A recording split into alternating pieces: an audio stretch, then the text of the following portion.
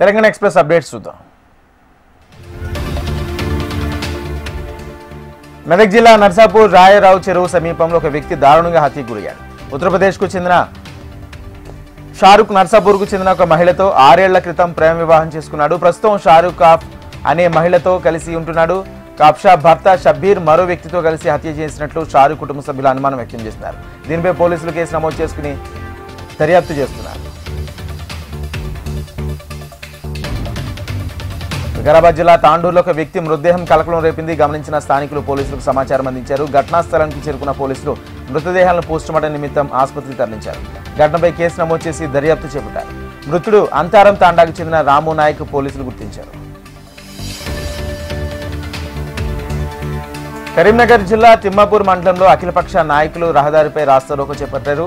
కాంగ్రెస్ పార్టీకి ఎమ్మెల్యే కవంపల్లి సత్యనారాయణకు వ్యతిరేకంగా నినాదాలు చేశారు. గత ప్రభుత్వంలో రోడ్డు నిర్మాణానికి 2 కోట్లు మంజూరు చేసి ఇప్పటి వరకు పనులను ప్రారంభించలేదని ఆరోపించారు. తిమ్మాపూర్ నుండి పొర్లండం వరకు బీటీ రోడ్డు పనులు చేపట్టారని డిమాండ్ చేశారు. ములుగు జిల్లాలో మాదక ద్రవ్యాల దుర్వినియోగం అక్రమ రవాణా దినోత్సవం నిర్వహించారు. ఈ సందర్భంగా జిల్లా సంక్షేమ శాఖ ఆధ్వర్యంలో భారీ ర్యాలీ చేపట్టారు.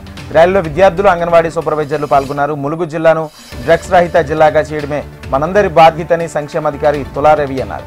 దిశాముఖ్ భారత్ అభియాన్లో జిల్లా కలెక్టర్ దివాకర్ టీఎస్ ఆదేశాలతో ర్యాలీ చేపట్టినట్లు తెలిపారు. కలిసికట్టుగా పనిచేసి ములుగు జిల్లాను డ్రగ్స్ ఫ్రీ జిల్లాగా చేయాలని కోరారు.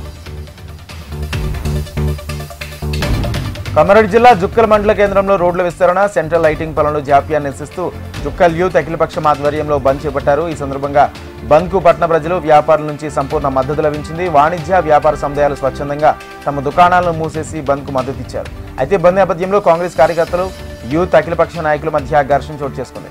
పోలీసులు రంగంలోకి దిగి ఇరు వర్గాలను సముదాయించారు. రోడ్ల పనులను పూర్తిగా చేయడంలో ప్రభుత్వం నిర్లక్ష్యం వహిస్తుండటంతో ప్రజలు, వ్యాపారస్తులు తీవ్ర ఇబ్బందులు ఎదుర్కొంటున్నారని, అధికారులు స్పందించి వెంటనే పనులు పూర్తి చేయాలని స్థానికులు డిమాండ్ చేశారు.